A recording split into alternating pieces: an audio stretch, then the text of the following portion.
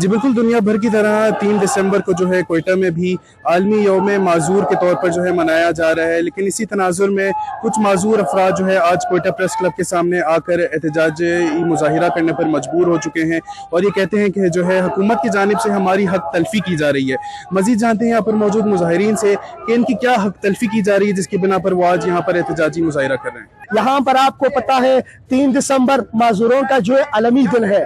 अलमी दिन किस लिए कहते हैं? अलमी दिन इसलिए कहता है ताकि हर मुल्क में जो है उनकी वसाइल जो है वो देखते हैं कि माजूरों के लिए ऐसा जो है बास्केट बना हुआ है, ऐसा व्हील चेयर बना हुआ है, ऐसी और सिस्टम बना हुआ है। यहाँ पर बलूचिस्तान के लिए डिसेबल अफराद के लिए सिर्फ गम की सिवा कुछ नहीं है। हम सूबाई हुकूमत से अपील करते हैं कि खुदारा हमारे 5% कोटे पे अमल दरामद किया जाए। आज हम माजूरों का 3 दिसंबर है, हम इसलिए आया है कि हमारे लिए जो 5% कोटा है वो अमल दरामद हो जाए। हम माजूर है और हमें हमारा हक दिया जाए, इसलिए आज हम इधर एहतजाज कर रहे हैं ताकि हमको हमारा हक मिल जाए।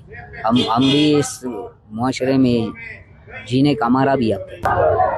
जी जैसा कि हमने जाना, मुजाहिरीन का कहना है कि हुकूमत की जानिब से जो है जो डिसेबल कोटा 5% मुख्तस किया गया है उस पर अमल दरामद नहीं किया जा रहा और जो रिलेटेड अथॉरिटीज़ हैं उनकी जानिब से इस मामले में जो है करप्शन की जा रही है जिसकी वजह से जो माजूरों का हक है वह माजूरों को नहीं मिल रहा।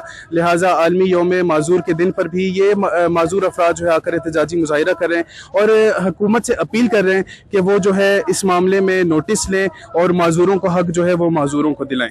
रिपोर्टर मोहम्मद बिलाल, कैमरामैन यासिर के साथ वश न्यूज़, क्वेटा।